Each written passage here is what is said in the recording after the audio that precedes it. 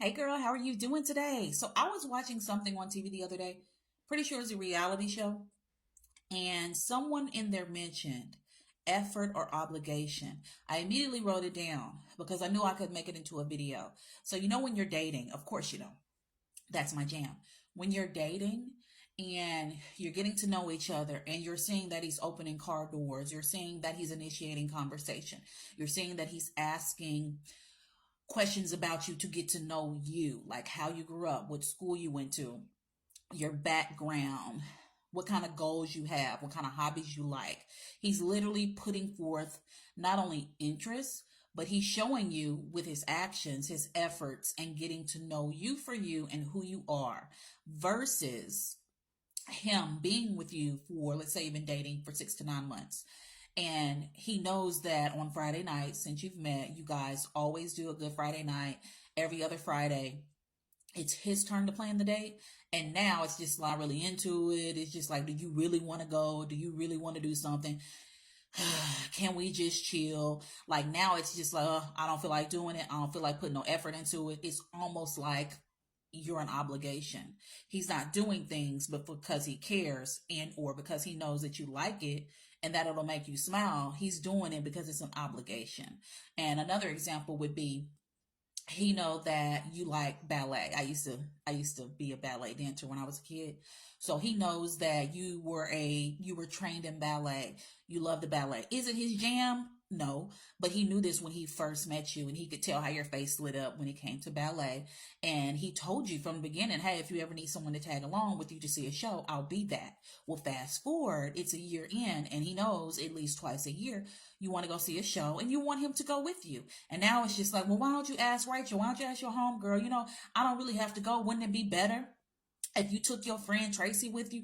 And now it's just like, well, what the heck? So that is an obligation. He feels obligated to do something when he doesn't want to do it. So he's going to try to talk himself out of it. If you're in a dating situation like that, you want to have a conversation because anyone wants the other person to put effort in whatever it is that they're doing for the other person. Don't you want your job to put effort in your benefits so that you can have great benefits versus some old rinky dink benefits? Don't you want them to put effort in the building so the structure won't be falling over in your head when you're walking down the staircase? Just like in a dating situation, both parties must put their own equal effort into it so that you can build on solid ground. So if he's giving half effort, dragging his butt on the effort, trying to get out of the effort, being lazy when it comes to putting in effort, then that might mean that he's with you and he's only doing things for you, with you, because he feels obligated.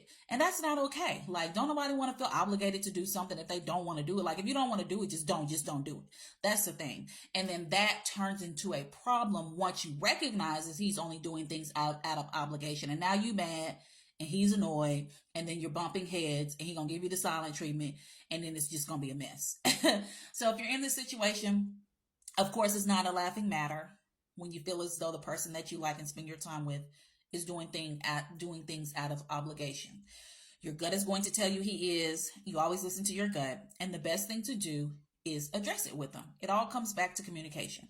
You want to address his actions with him so that you can get down to the bottom of it and understand why. Because some men will start off doing some things and then they'll fall off and then they just don't want to participate at all. So we want to know, was who you are in the beginning really who you are, or who you are now who you are? Like which is which? Let me know.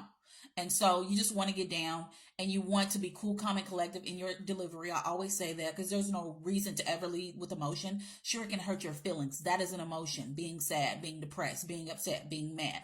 Those are emotions. However, when it comes to communicating with a man, the dude that you're with, you want to make sure you do it in a way that's respectful, period. And you want to watch your tone, your body language, your delivery. And the goal is to provide him with receipts of the behavior and then get down to the bottom of it and then see a change. And if you don't see a change, you act accordingly. I can't tell you what to do.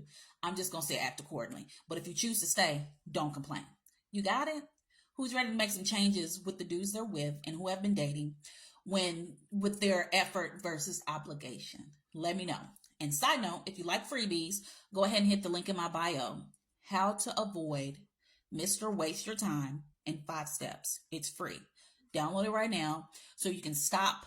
Well, Well, excuse me. So you can stop dating. I was about to say stop avoiding. So you can stop dating these kind of dudes who are deliberately wasting your time. Talk to you later.